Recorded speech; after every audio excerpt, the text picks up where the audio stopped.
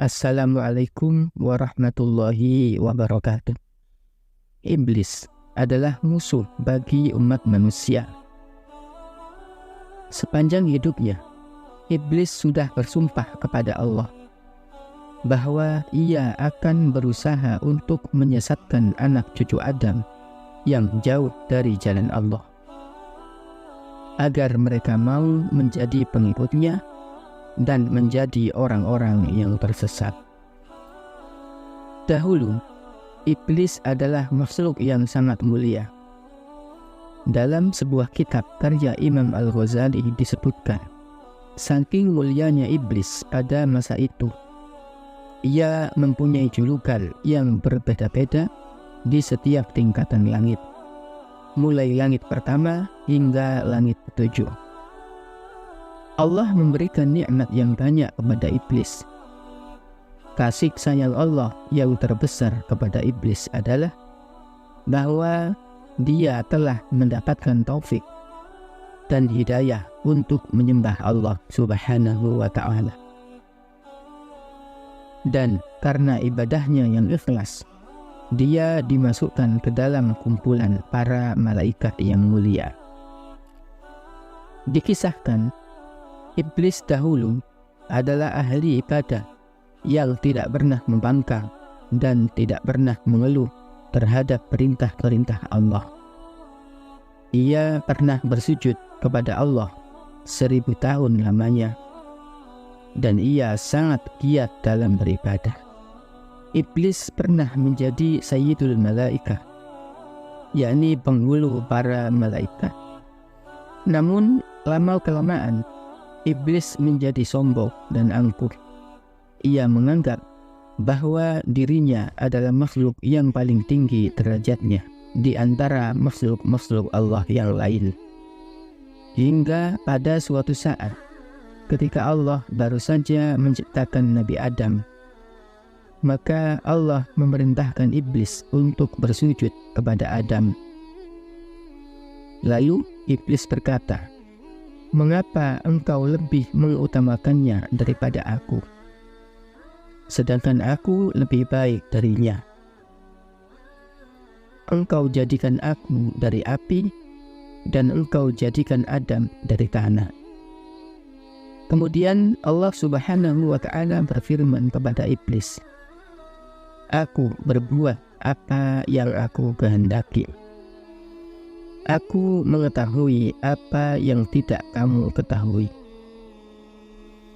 Oleh karena iblis memandang dirinya penuh keagungan, maka dia enggan bersujud pada Nabi Adam, karena ia merasa bangga dan sombong.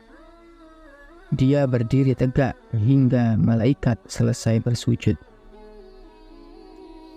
Ketika malaikat mengangkat kepala mereka, mereka mendapati iblis tidak bersujud. Kemudian Allah merubah mukanya yang pada asalnya sangat indah dan cemerlang ke bentuk yang sangat buruk dan hina. Ikhwatal iman rahimakumullah. Tahukah Anda, setelah Allah melaknat iblis karena enggan bersujud kepada Nabi Adam, ada 2 malaikat yang menangis melihat peristiwa tersebut. Malaikat yang menangis adalah malaikat Jibril dan Mikail, sebagaimana dikisahkan oleh Imam Al-Ghazali. Allah Subhanahu wa ta'ala lalu berfirman kepada keduanya, "Apa yang menyebabkan kalian menangis seperti itu?" Keduanya menjawab, "Wahai Tuhanku, kami tidak merasa aman dari makarmu." Lalu Allah berfirman, "Memang begitulah. Seharusnya kalian tidak merasa aman dari makarku." Allah berfirman dalam surat Al-A'raf ayat 99, "A'udzu billahi minasy syaithanir rajim. Afa aminu makrallah fala ya'manu makrallahi illa al-qaumul khasirun." Apakah mereka merasa aman dari makar Allah? Tidak ada yang merasa aman dari makar Allah kecuali orang-orang yang merugi. Menurut tafsir Jalalain, makar Allah yang dimaksud adalah istidrajnya Allah terhadap makhluknya dengan memberi mereka banyak kenikmatan, kemudian menghukum mereka dengan tiba-tiba. Diriwayatkan dari sahabat Anas bin Malik radhiyallahu anhu bahwa Rasulullah SAW bertanya kepada malaikat Jibril, "Mengapa aku tidak pernah melihat malaikat Mikail tertawa?" Malaikat Jibril menjawab, "Malaikat Mikail tidak pernah tertawa sejak neraka diciptakan."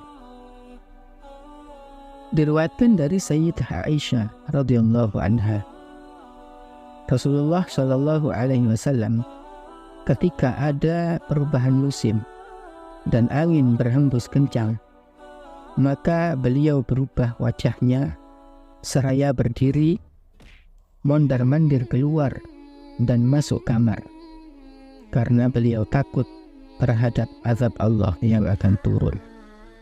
Abu Sa'id Al-Khudri juga meriwayatkan bahwa Rasulullah SAW bersabda, "Bagaimana kita akan bersantai-santai, sedangkan malaikat peniup sangkakala telah meletakkan sangkakalanya ke bibirnya, seraya menunggu perintah untuk meniupnya."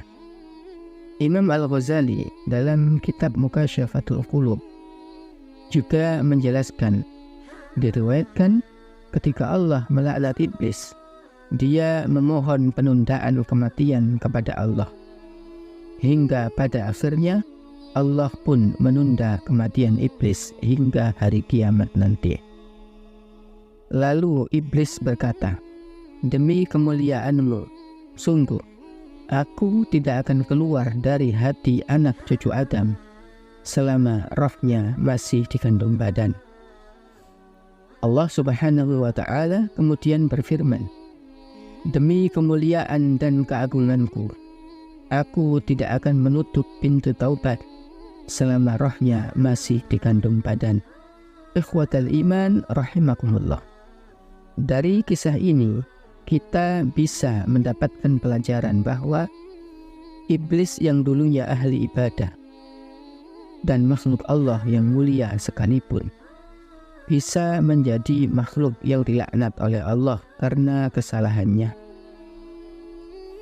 Untuk itu, mari kita menjauhi sifat-sifat iblis seperti sombong, angkuh, iri dengki, dan yang lainnya agar kita terhindar dari laknat Allah. Wallahu a'lam bishawab.